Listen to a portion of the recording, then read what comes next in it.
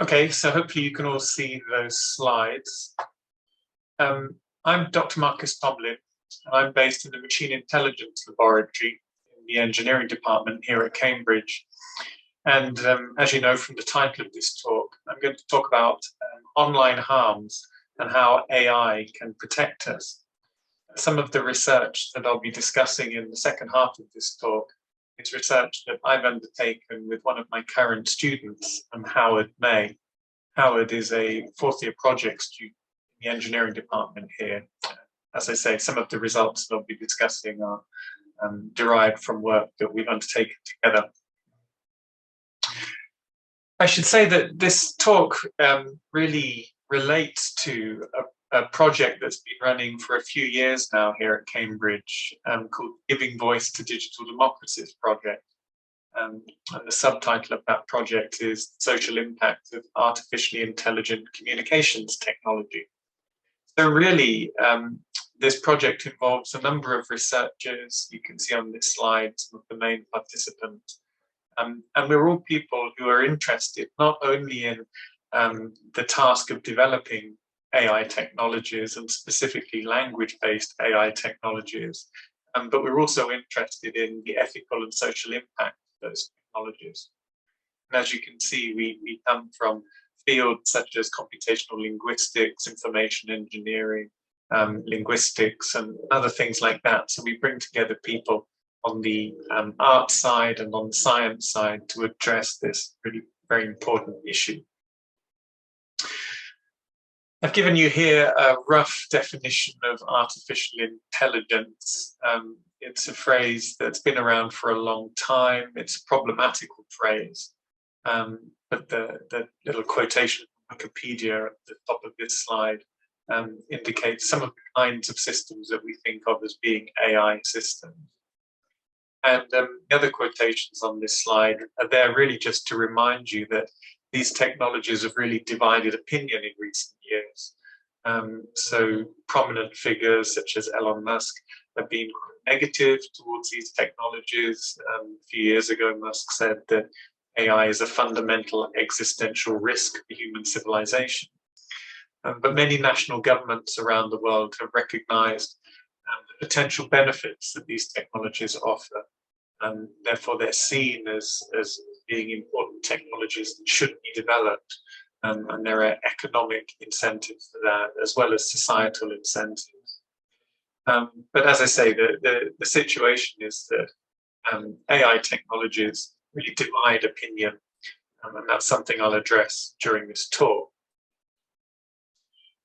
So that's something about AI systems. There's another cluster of systems that we group together, and we can label them really information and communications technology, or ICT. That involves things like social media platforms or smartphones, and these are often technologies that have AI components embedded within them, even though that may not be immediately apparent to users. And again, these are technologies that have received really quite diverse responses over the past decade or so. There are concerns about the impact that social media use can have on the mental health of users, particularly those users are relatively young, teenagers, for instance. There are also concerns about the way some of the big social media companies appear to deceive their users in order to benefit financially. And so again, these are important contemporary discussions that are ongoing. Some of the issues that I'll address later in this talk connect to these very issues. So these are also technologies that I have in mind while I'm talking about online harms.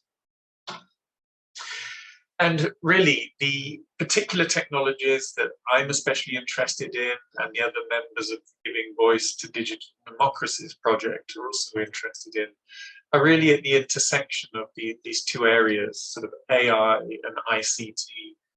Right at the center of them, we have information and communications technology that draws upon AI technologies. And so systems that I'll be talking about in the rest of this talk fall into that intersection. Now, you probably don't need me to remind you that there are currently many ethical concerns about some of these technologies.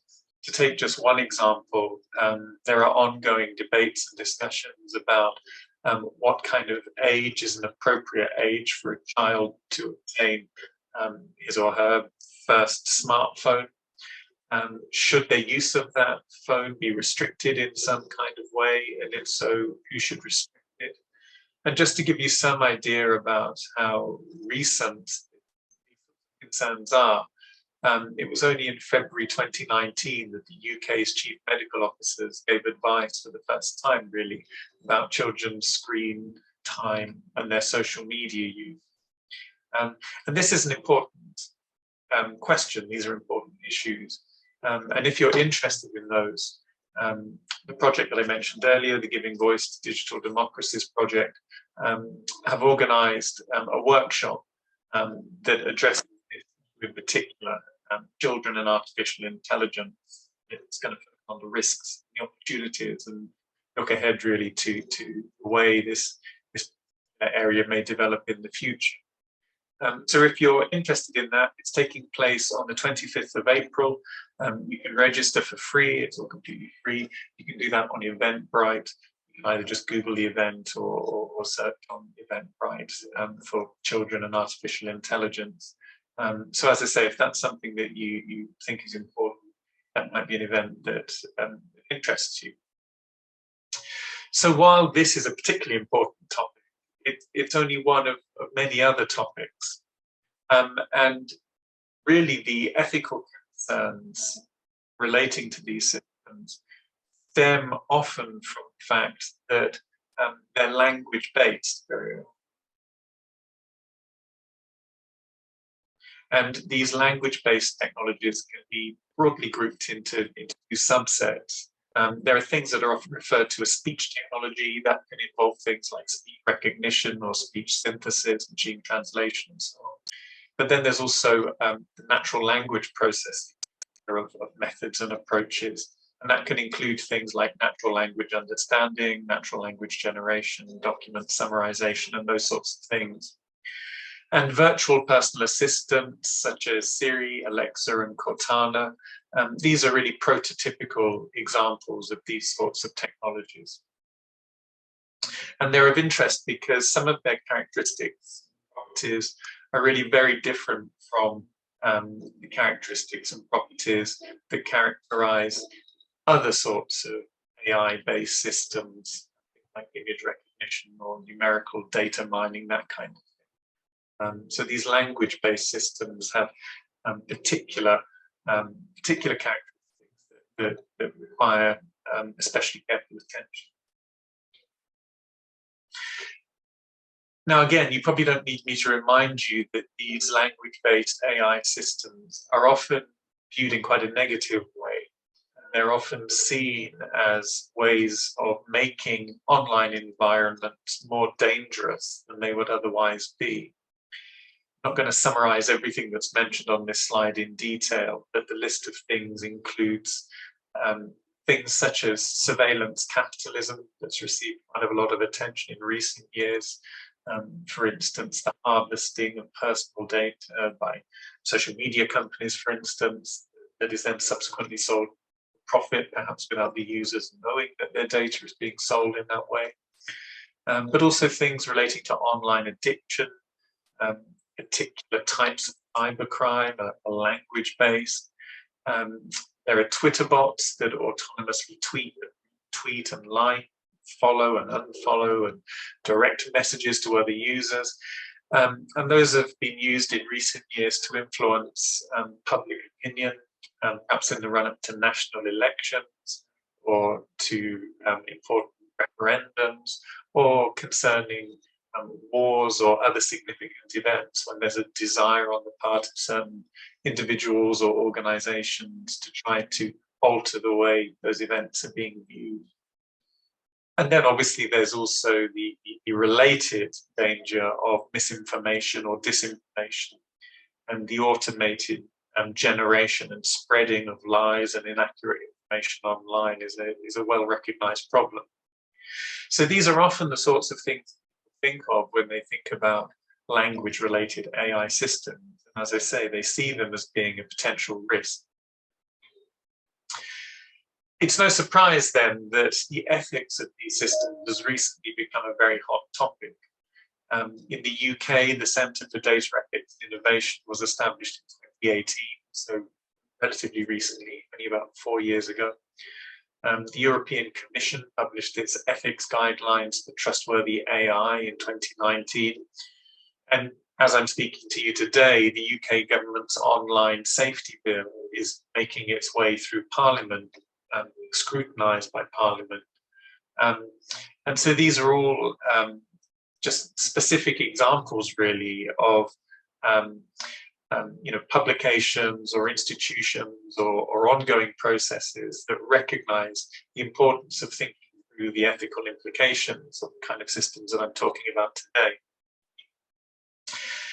Yet when discussions such as these take place, the emphasis normally falls on a relatively small number of topics.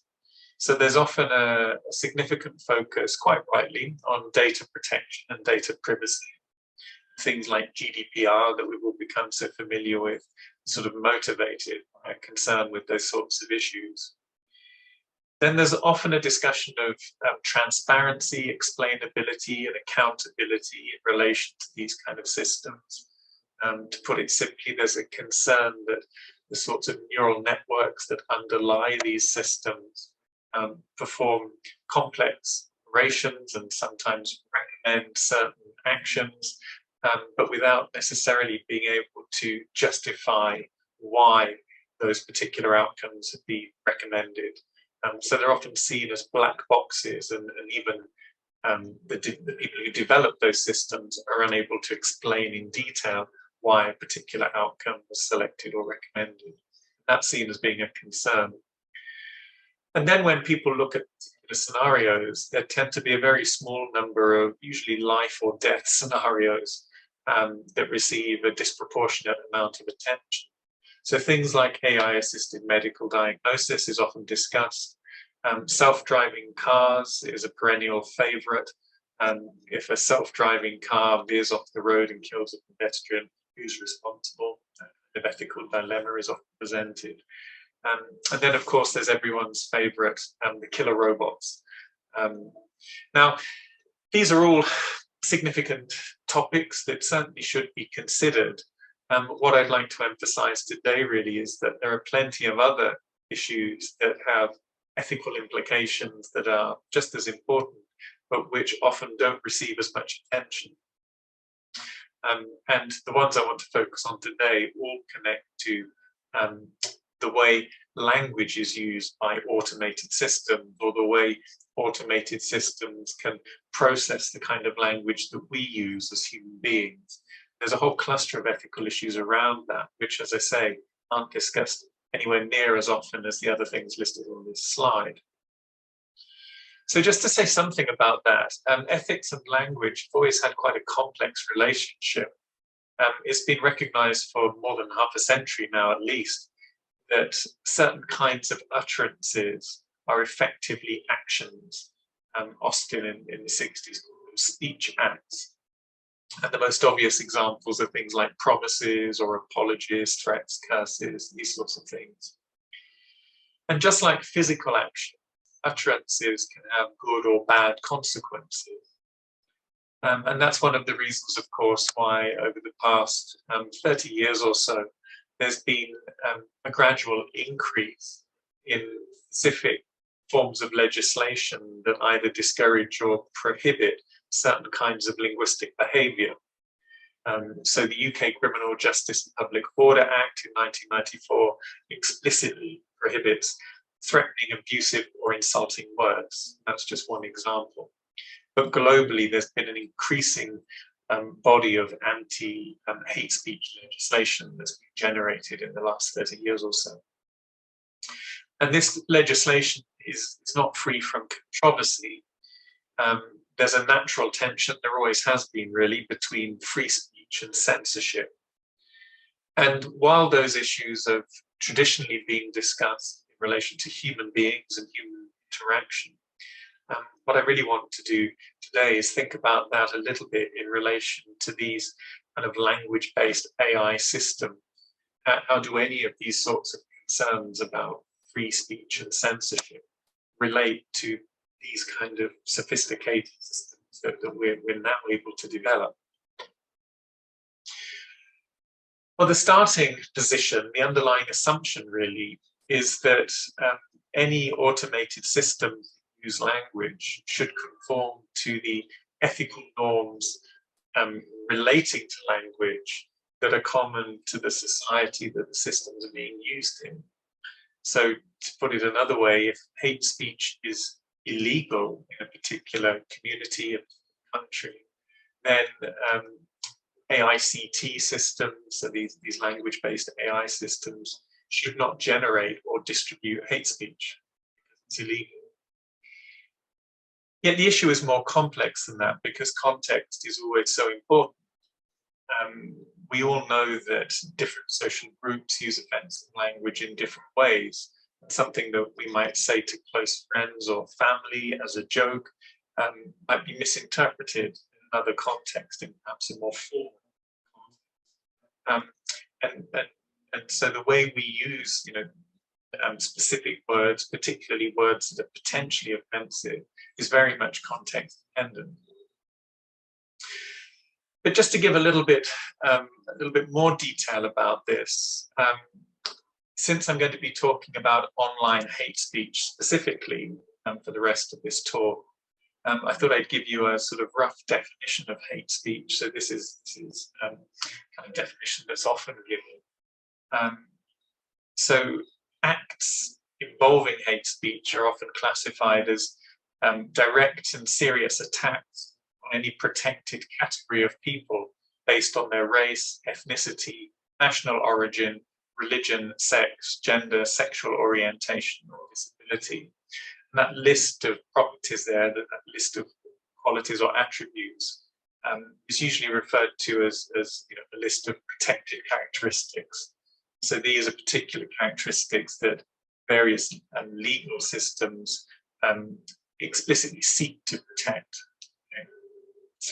And just to give a little bit further context, a relatively recent study, a study from 2019, showed that about somewhere between 10 and 20% of UK users have been the victims of hate speech online. And it's a higher percentage of people who have witnessed hate speech online. It goes up to about 40% if you broaden it to include witnesses as well as victims. And of course, as I think most people know, if you are a victim of hate speech online, for instance, on a social media platform, you can make a formal complaint about that to the company. The complaint will be assessed usually by human beings. And if there is agreement that that particular post contravened the community guidelines for that social media platform, then it may be removed by the company. But some people would say that that process really is too little too late. Once some form of online hate speech has been received and read, viewed, if you like, by the user, the damage has already been done. And having it removed retrospectively may be beneficial. It's better than the offensive post remaining there indefinitely. But nonetheless, the victim has already been harmed. Okay. So given that situation, the question really is whether these AICT systems can be used to protect us from online hate speech. And that's what I want to talk about in the remaining part of this session. Now, I just wanted to give a quick trigger warning. Obviously, as I've already indicated, I'm going to be talking a little bit about online hate speech for the remaining part of this talk. And I'll be talking specifically about hateful memes. Therefore, I'll necessarily have to give a couple of examples. I've tried to select ones which, while they might still be offensive, are probably less offensive than some of the other ones I could have selected. So I'm trying to keep things as inoffensive as possible. But it's important for you to know that if you are likely to be offended by hateful memes, then you may want to be careful, really, about the rest of this talk, or you may decide that you've heard enough and you'd rather stop listening here. Okay, so I'm going to talk about systems that can identify hateful memes automatically.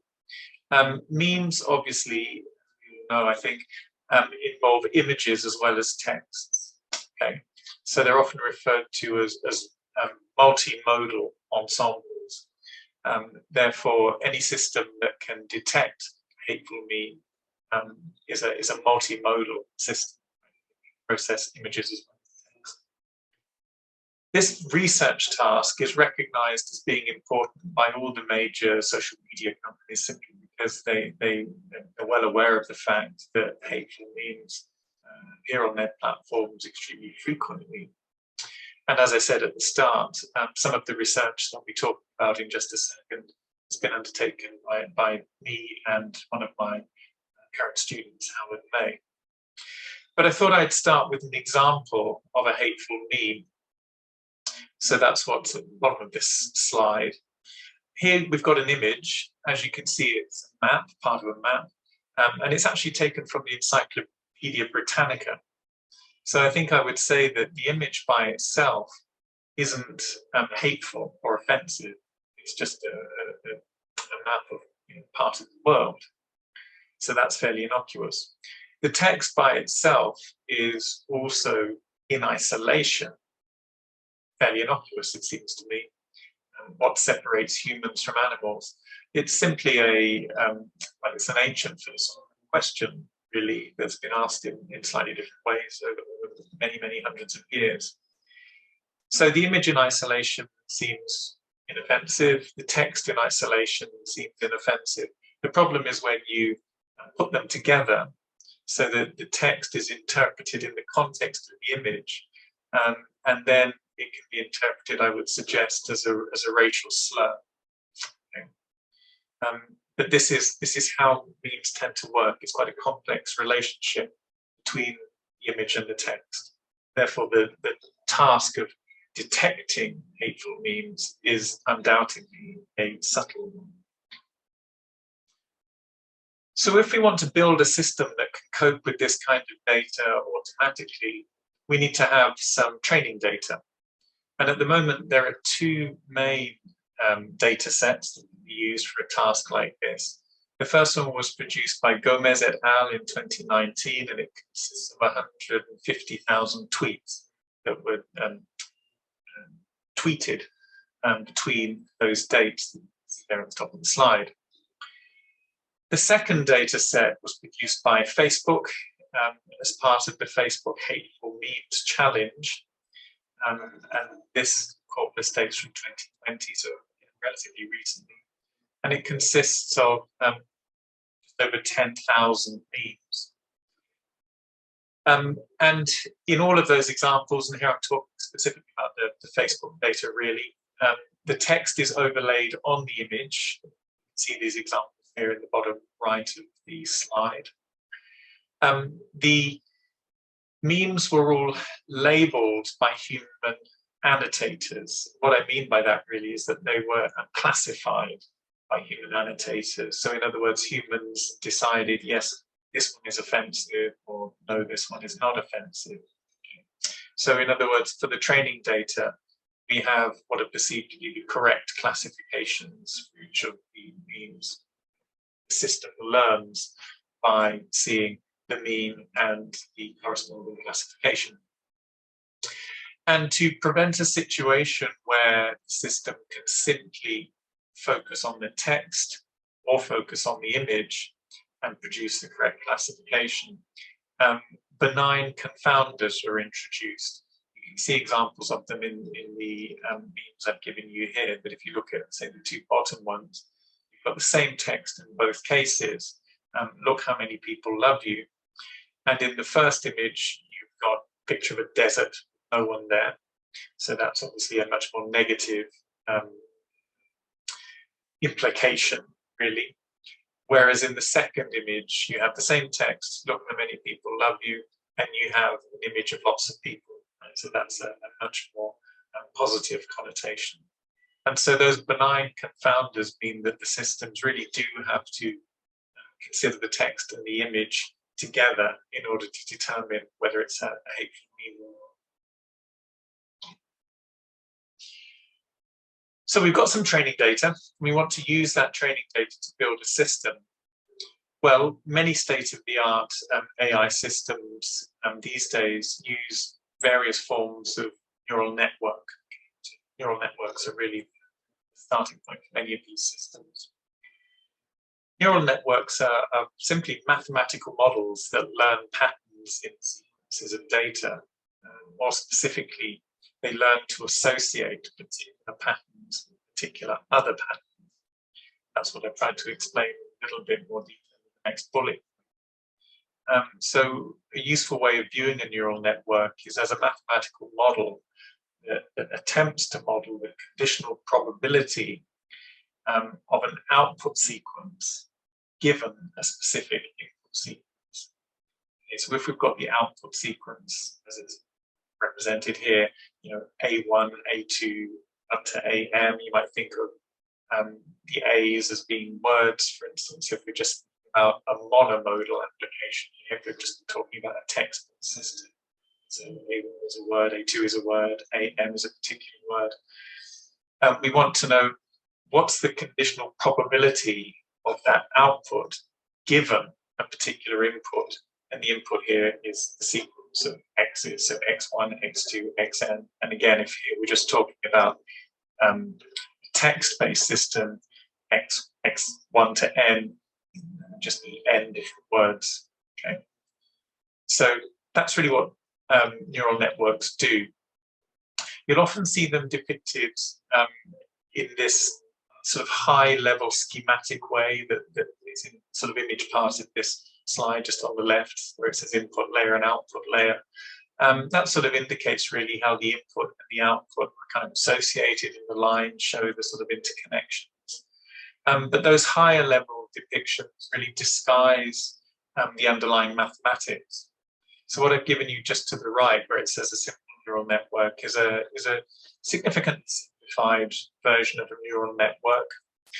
You can see that we've got a vector with x1, x2, x3, x4 in it. So let's take that as our input to this very simple neural network. To the left of it, you can see we have a matrix, and that contains lots of W's. And the W's are simply weights. And those, the specific numerical values that are assigned to those weights are determined during the training phase, when we train the system. And so what we start off by doing here is taking our vector of inputs. We multiply those inputs by all the weights. Okay, so we just sort of flip the vector on its side and multiply it by the first row of the weights in the matrix, and the second row, and then the third row. And what we also do is take the little bias values in the third vector there, B's, and we just add those to the multiplication that we've already performed. And that's what's happening really after the equal sign. You see that we've multiplied each of the input values by each of the weights, and then we've added a sort of bias factor. And that's what produces the output in this very simple neural network. Now, the sorts of neural networks that are used in the sophisticated AI systems are more complex than this, but in essence, those are the kinds of operations that they perform, which is one of the reasons why when people like me talk about AI, we tend to avoid using that phrase when we can. Personally, I'm much more likely to talk about matrix algebra rather than AI, because this little sort of mathematical example that you've got here, that's just a classic example of matrix algebra. So that's really what AI reduces to these days. And in the following slides, I'm going to be using the word transformer or transformers quite a bit. And those are simply specific types of neural networks, and they're particularly ones that convert input sequences to output sequences. That'll make more sense when we give some examples. When I talk about transformers, I'm just talking about a particular kind of neural network. Okay, so we've got our training data, we've got some kind of mathematical framework for the kind of system that we want to build, but we still need to process the training data so that it can be input into our neural networks, or our transformers. Okay. Now, in order to do that, we basically have to map everything that we're dealing with to numbers, right? We have to map it to a sequence of numbers. So if we deconstruct our memes into the text component and the image component, then we process each of those separately. So if we're just processing the text, then we can simply map each of the words that appears in our text to a unique number, right? We can do that just using a vocabulary index. Okay? So the word look is uniquely mapped to the number, say, 120. The word how is uniquely mapped to the number 345. So it goes on. So you can see we've just basically replaced all the words with their corresponding numbers, and that's produced an input, which is what we need for our neural networks.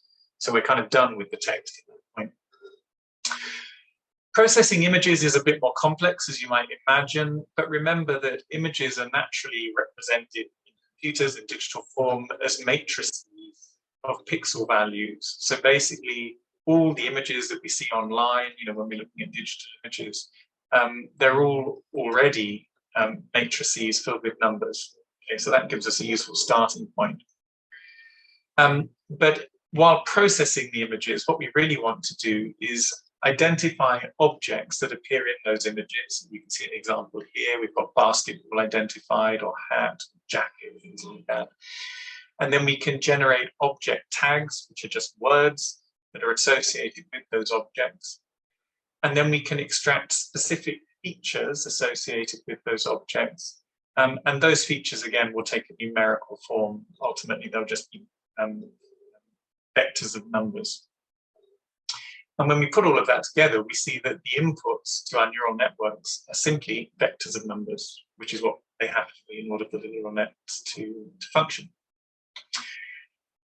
So this slide just gives, I suppose, slightly more detail. It summarizes what I've just said, but gives slightly more detail. So on the left, we have our meme that we're starting with. We have an image and a text. We strip off the text, and we process that by number mapping it using a vocabulary matrix, as I said. And as you can see from the arrow, that then can go straight into our transformer or our transformers if we're using more than one model. We process the image as I've just described. So we extract features, we extract object tags, and all of those things can be represented as vectors of numbers, basically. And they are also fed into the transformers, right, used to train the transformers. And then when we've got our trained models, we can combine them in ways that I'll talk about in more detail in a second. Because what we're trying to do here is take perhaps a number of different transformers and combine them in an optimal way so that the performance of the whole, the performance of the ensemble, is better than the performance of any of the individual components. So combining transformers or combining neural models is often called an ensemble. When we have our ensemble, that's what we can use to make the prediction. In this context, if we're talking about hateful memes, the prediction is simply the classification. Do we think it's a hateful meme or not? And the systems can also output a degree of confidence in that classification. So that's basically how these systems work. Now, I should say something about false positives and false negatives. So if we're thinking about classifying memes, false positives are examples where a meme is incorrectly classified as hateful, when actually in reality it's not hateful. So an example on the left here is a meme of that kind. Now, obviously, because this is a meme that refers to the Nazis, it might well be considered triggering by many people. But given the strict definition of hate speech that I presented earlier, it can't really be classified as hate speech. So the text is simply a statement of fact about the Nazis. And the image is of a woman looking at a Nazi flag in a museum. Okay.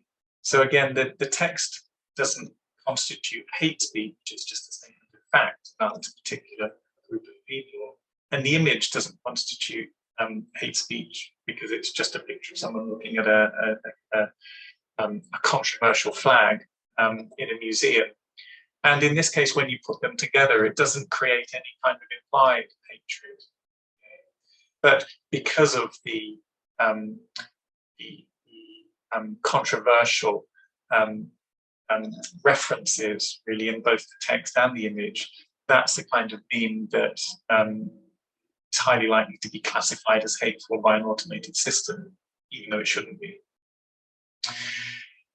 The example on the right here is really an example of the opposite. So it's called a false negative. So these are memes that are incorrectly classified as not hateful. So the system says it's not hateful, when actually it should be classified as hateful.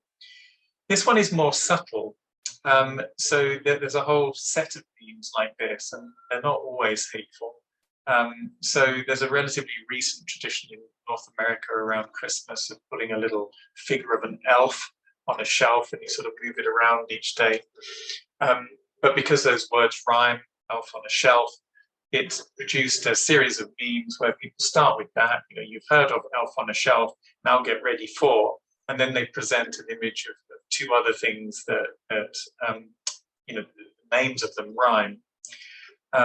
And in order to understand why the meme on the right here is a hateful meme, you have to have enough world knowledge to know that the sort of cartoon character who's standing up on the left here is a character from the Winnie the Pooh books or the Disney Pooh shows, and he's called Tigger. And obviously, the sound of that word is very similar to the sound of a very specific racial slur.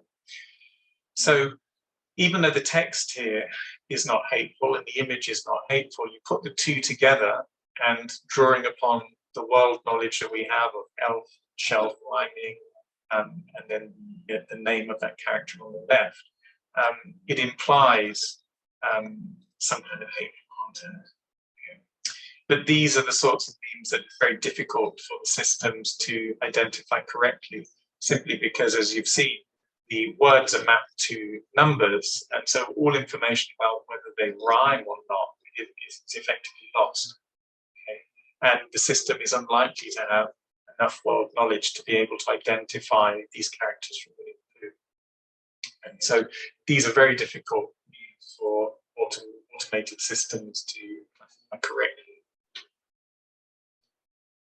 So we've got our training data, we've got our mathematical framework, we've looked a little bit at how we can process the memes in order to train the system. What we need now is a way of scoring the performance of a system. We want to be able to say, you know, this system performs better than that system. Well, we usually use two metrics for this, really. The first metric is accuracy. And that's simply the percentage of correct predictions over the total number of predictions.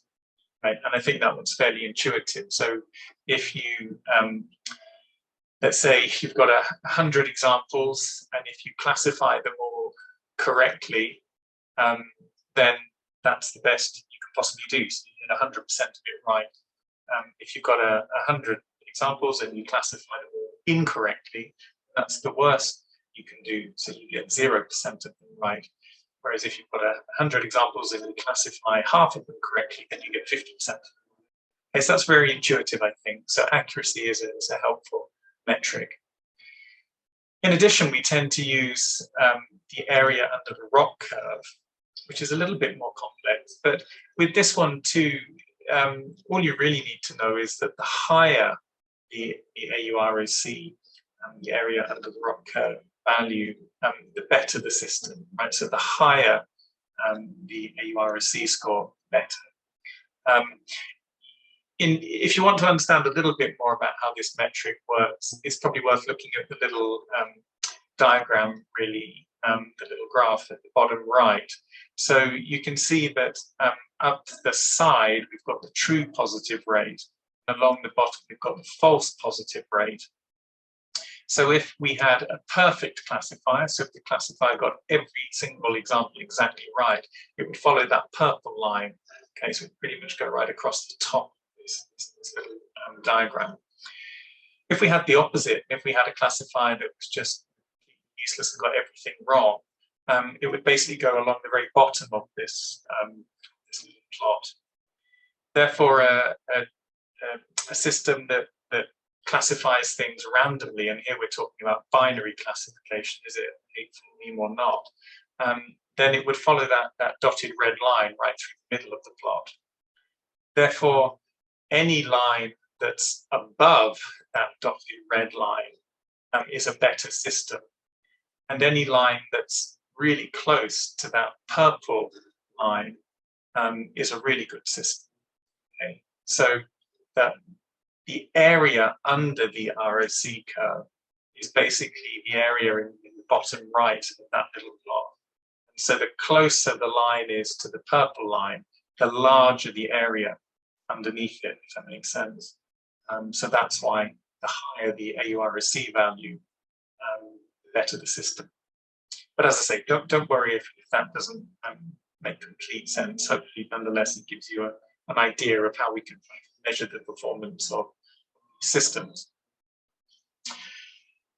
Okay, so I've already spoken a little bit about transformers. I'm not going to talk in detail about specific transformers that we use for these kinds of tasks, these tasks where we're classifying hateful memes. All I would say really is that these are all systems that combine text-based input and image-based input, like I showed you earlier, and they just do it in slightly different ways. And as you can see, these particular mathematical frameworks really only date from about 2019. So they've only been around for about the last 3 years or so, and some of them really only for about the past barely 12 months. They're all neural network-based approaches. And if you've noticed that there seem to be some Sesame Street connotations here with names like Bert, Oscar, and Ernie, that's no coincidence. Many of these systems that model text and images are based on a text-only transformer that was introduced in 2018, and that was called BERT. BERT stands for bidirectional encoder representation from transformers. And obviously people have subsequently picked up on BERT connotations from Sesame Street, and then some of the alternative approaches that have been published subsequently expanded that and used other names of Sesame Street characters. But yeah, these are the names of some of the transformers that you can use for these kinds of text and vision-based tasks.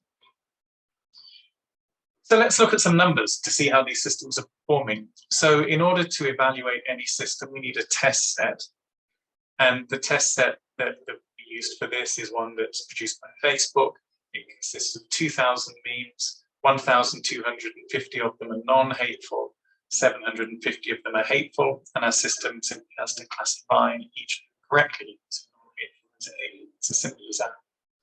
And as I mentioned on the earlier slide, we use these two metrics, the area under the ROC curve and accuracy. And the table shows you the results, basically. So human performance, when we look at accuracy, is just under 85%.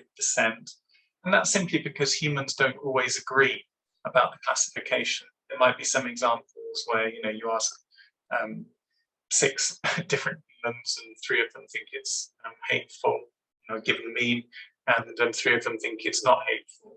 So humans don't always agree about this. So humans don't get right 100% of the time.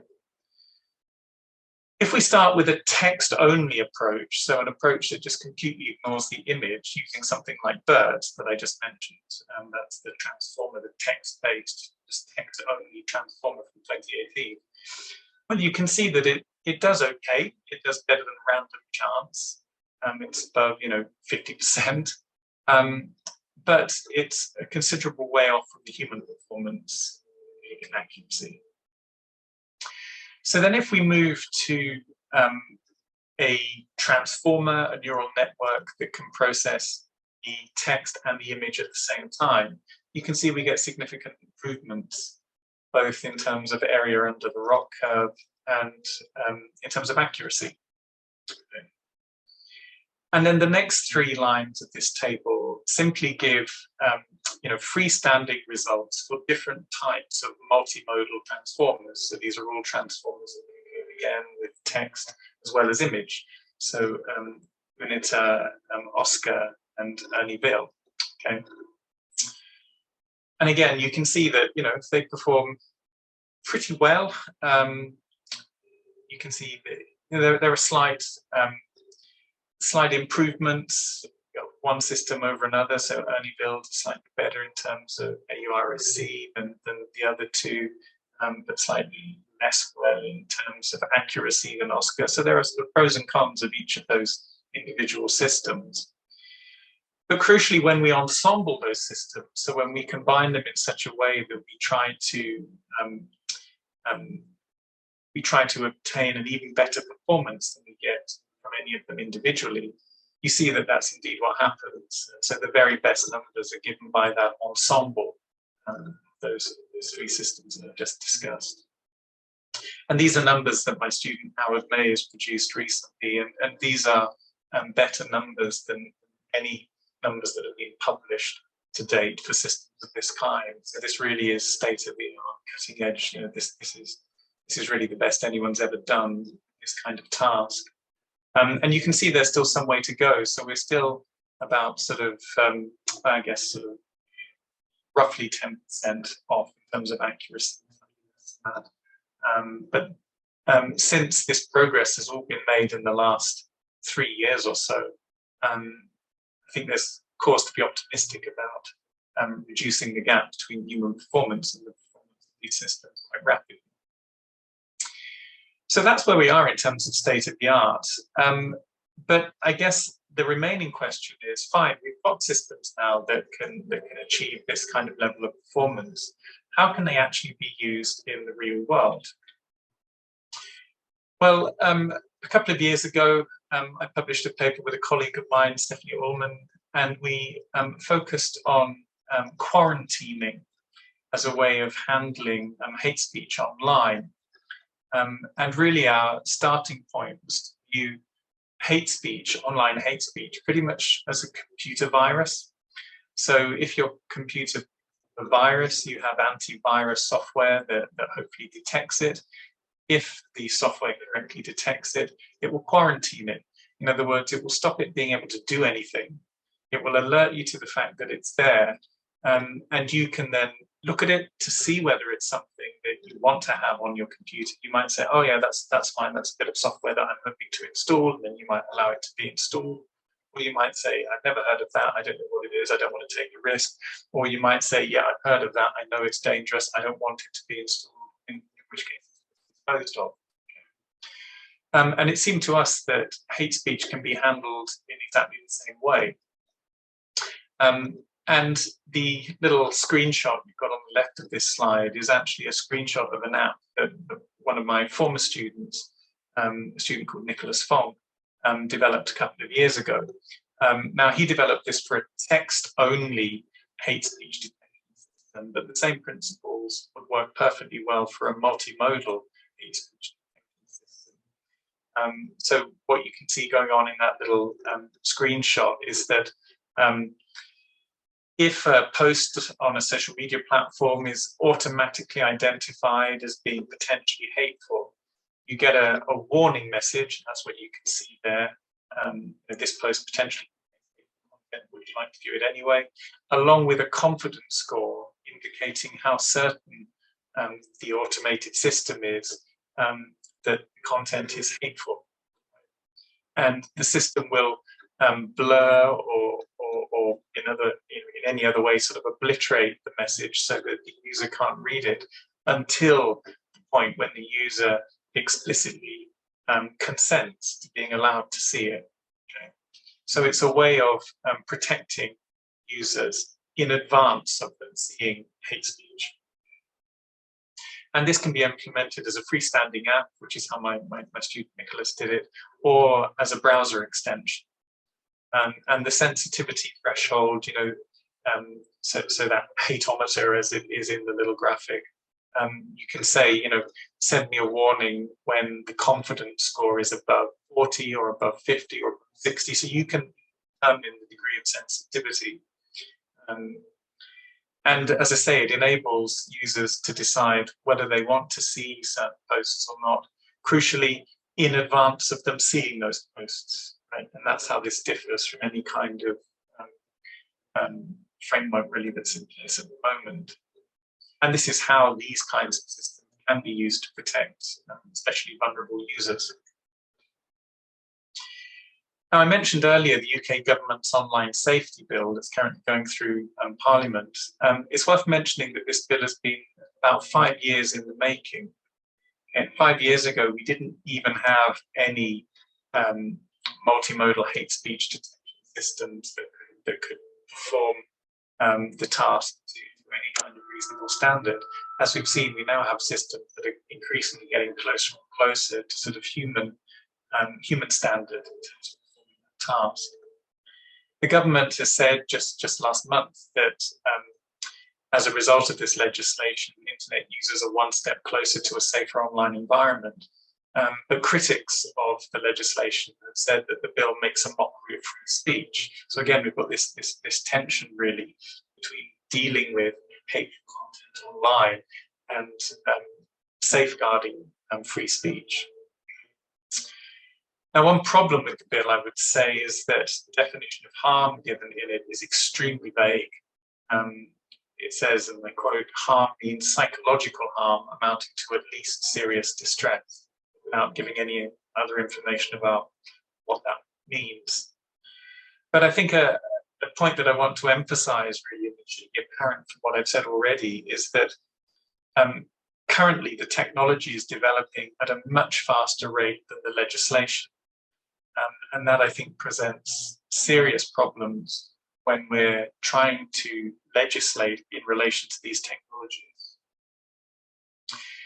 However, if we were to implement something like, a multimodal hate speech detection system as a freestanding app or as a browser extension or something like that, then it seems to me that that gives people a way of protecting themselves from hateful content without having to wait for the legislation. So in a sense, it kind of bypasses the legislation. It seems to me that that's extremely important. It can also alleviate concerns relating to free speech, because if I choose to protect myself from certain forms of hateful content, I don't prevent other users posting the content they want to post. I just control the extent to which I access that content. And that seems to me a way of trying to diffuse the tension between censorship and free speech. And it also removes the responsibility of deciding what sort of content can be posted, what sort of content can't be posted. It removes that responsibility from social media companies or governments. And it places the responsibility on the users of those systems, which seems to be more appropriate. So I'm pretty much at the end. This is just a brief summary. So I've mainly been talking about these artificially intelligent communications technologies, these language-based AI systems, if you like. And it's well known that they can be used for harmful purposes, but hopefully, as I've shown in this talk, they can also be used for beneficial purposes, used to protect users in online environments. And specifically, the automated quarantining of multimodal hate speech seems to me to be especially beneficial. As I've emphasized already, it's proactive rather than reactive.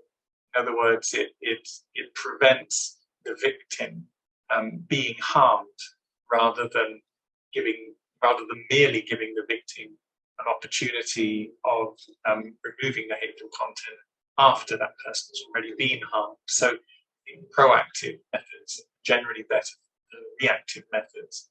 And as I've also just mentioned, it avoids, or at least reduces, the problem of censorship. Because again, it's not up to a social media company or a national government to decide what can and can't be posted. It's up to individual users to decide what sorts of content they want to see and what sort of content they don't want to see. I think placing that responsibility on the users avoids some of the problems that occur when social media companies and governments are expected to play that kind of role. So that's the end of my talk, and I'm very happy to answer any questions if there are any.